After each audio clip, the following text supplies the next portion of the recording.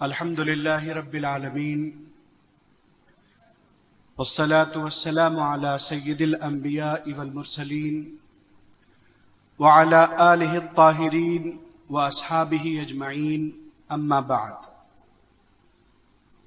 قال الله تبارك وتعالى في كلامه العظيم: أعوذ بالله من الشيطان الرجيم ورفعنا لك ذكرك.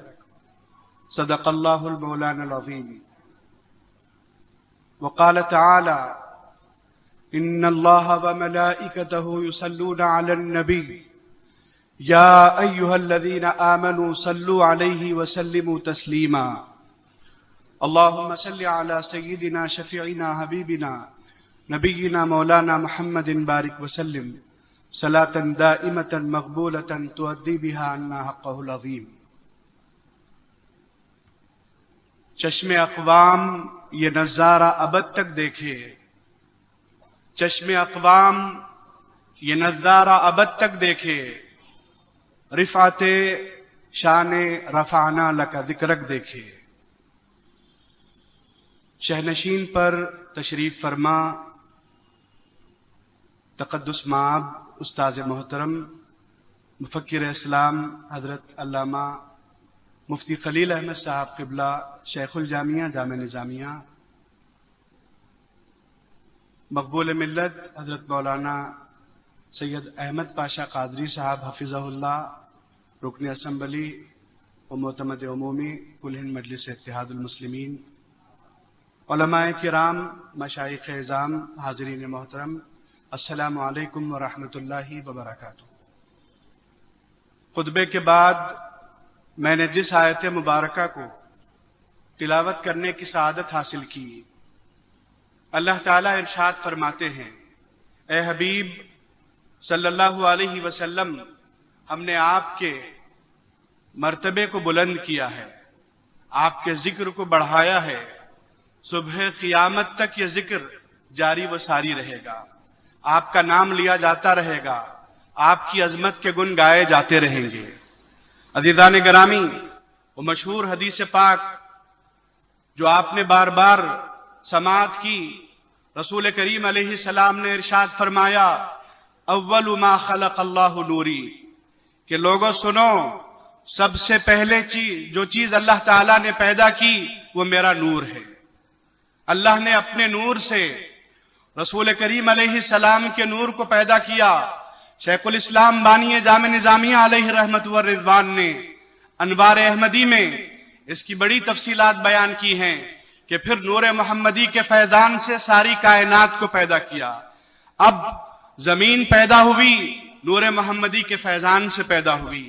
آسمان کو وجود بخشا گیا، نور محمدی کے ذریعے وجود بخشا گیا. ہوائیں پیدا کی گئیں، نظم ہستی کو وجود اللہ تعالیٰ نے عطا کیا. تو یہ سب رسول کریم علیہ السلام کا فیضان ہے.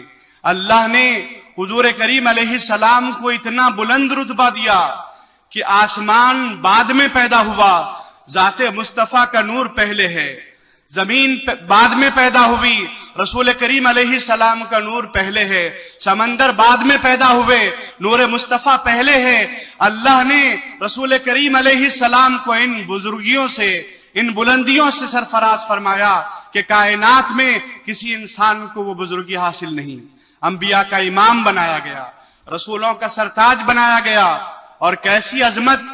مولا کائنات سیدنا علی مرتضی رضی اللہ عنہ فرماتے ہیں، مسند امام احمد میں حدیث پاک ہے: لم ارا قبلہ و بعدہ مثلہ، یعنی لوگوں سنو، میرے نبی کیسے حسین و جمیل ہیں، میرے نبی کی عظمت کیسی ہے کہ میں نے آپ سے پہلے اور آپ کے بعد آپ سے بڑھ کر حسین و جمیل نہیں دیکھا، آپ کے جیسا نہیں دیکھا.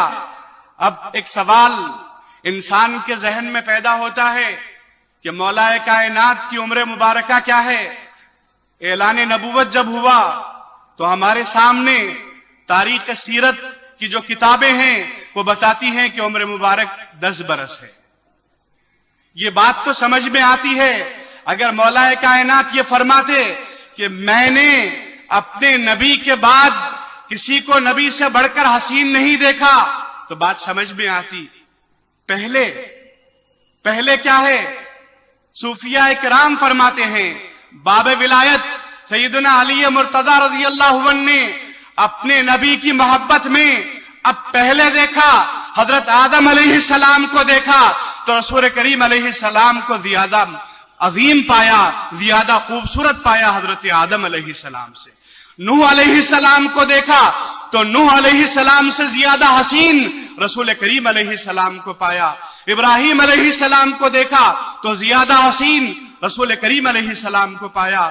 یوسف علیہ السلام کو دیکھا، موسیٰ علیہ السلام، عیسیٰ علیہ السلام، غرض تمام انبیاء کو دیکھا، چشم عرفان سے دیکھا تو اپنے نبی صلی اللہ علیہ وسلم کو سب سے بڑھ کر حسین و جمیل پایا۔ تو اللہ نے ایسا بلند رتبہ، ایسا عظیم درجہ رسول امین علیہ السلام کو عطا فرمایا ہے۔ وقت کم ہے، چند نکات میں آپ کے سامنے عرض کرنا چاہتا ہوں۔ آج آپ اور ہم پریشان ہیں کہ لوگ رسول امین علیہ السلام کی گستاخیاں کر رہے ہیں۔ یورپ کے بعض مقامات پر نعوذ باللہ خاکے بنائے جا رہے ہیں۔ پہلی بات تو یہ ہے کہ اگر کوئی سورج کی طرف تھوکنے کی کوشش کرتا ہے تو سورج کو کچھ فرق نہیں پڑتا، الٹے اس کا جسم آلودہ ہو جاتا ہے۔ عزیزان گرامی، یہاں اس بغض کا مقصد کیا ہے؟ ہمارے نوجوانوں کو وہ سمجھنا ہوگا۔ وہ جو سوشل میڈیا استعمال کرنے والے نوجوان ہیں، لوگوں کی فکر سے متاثر ہو جاتے ہیں، اغیار کی فکر کو اپنے لیے زیادہ بہتر سمجھتے ہیں، لوگوں کے پیتل کو سونا سمجھتے ہیں۔ انہیں چاہیے کہ ان دو تہذیبوں کے فرق کو محسوس کریں۔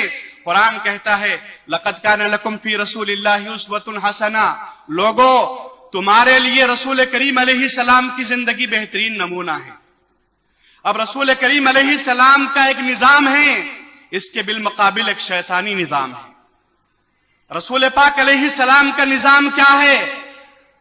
شراب حرام کر دی گئی، سود حرام کر دیا گیا، ناچ گانا حرام کر دیا گیا، دوسری ناروا چیزیں حرام کر دی گئیں۔ یہ رحمت عالم صلی اللہ علیہ وسلم کا نظام ہے۔ ادھر شیطان کیا چاہتا ہے؟ وہ چاہتا ہے شراب عام ہو، شیطانی طاقتیں چاہتی ہیں جوا عام ہو، شیطانی طاقتیں چاہتی ہیں سود عام ہو، شیطانی طاقتیں چاہتی ہیں کہ ناچ گانا عام ہو، کلب کلچر عام ہو۔ ان کے پیش نظر مقصد کیا ہے؟ انسانیت شراب پیتی رہے، ان کی تجوری میں اضافہ ہوتا رہے، انسانیت برباد ہوتی ہے تو برباد ہو جائے۔ ان دو نظاموں کو ہمیں سمجھنا ہے۔ ایک رحمت عالم صلی اللہ علیہ وسلم کا نظام ہے، دوسرا وہ شیطانی طاقتوں کا نظام ہے۔ اس نظام کا خلاصہ یہ ہے، شیطانی طاقتوں کا، وہ چاہتے ہیں انسان کو گمراہ کر دیا جائے، انسان کو خوشی کے مرحلوں میں مست کر کے اس کے ذہن و فکر کو تبدیل کر دیا جائے۔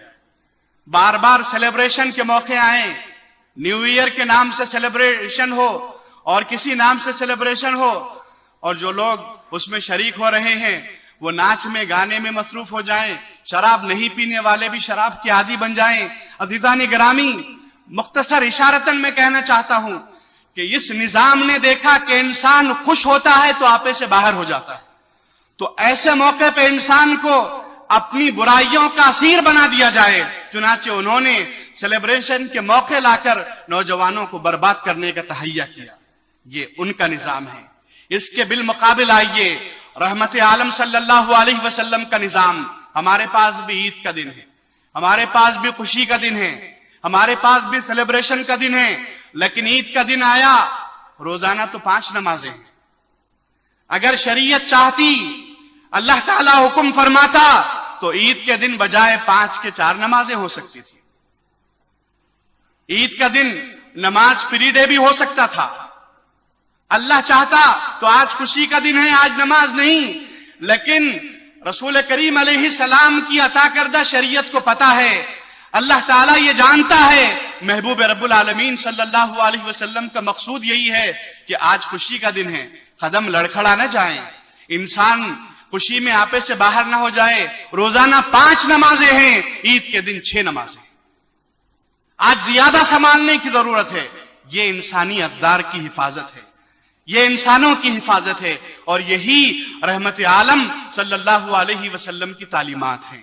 عزیزان گرامی، تو اب ان باطل طاقتوں نے دیکھا کہ رحمت عالم صلی اللہ علیہ وسلم کی تعلیمات کو فروغ مل رہا ہے، تو شراب لوگ نہیں پی رہے ہیں، جوے سے دور ہو رہے ہیں، سود سے محفوظ رہ رہے ہیں، ان کے کلب کلچرز میں ٹھنڈ پڑ رہی ہے، مان پڑ رہی ہیں ان کی رونقیں، تو ان کے دل میں بغض آ رہا ہے۔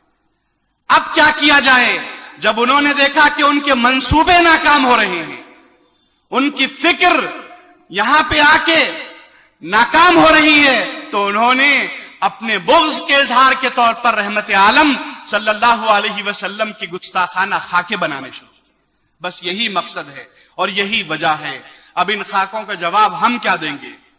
کس انداز کا احتجاج کریں گے؟ صرف یہی بہترین جواب ہو سکتا ہے کہ رحمت عالم صلی اللہ علیہ وسلم کی شریعت کو ہم اپنی ذات میں، اپنے گھر میں اور اپنے معاشرے میں رواج دیں، سنتوں پہ عمل پیرا ہو جائیں، رسول اللہ صلی اللہ علیہ وسلم کی محبت سے اس دل کو منور کر لیں، تبھی ہم ان باطل طاقتوں کا اور شیطانی طاقتوں کا بہترین جواب دے سکتے ہیں۔ اللہ ہمیں توفیق دے کہ ہم اپنے نبی علیہ السلام کی سنتوں پہ عمل کر کے شیطانی طاقتوں کا جواب دے سکیں۔ وصلی اللہ تعالی علی خیر خلقہ اجمعین والحمد للہ رب العالمین۔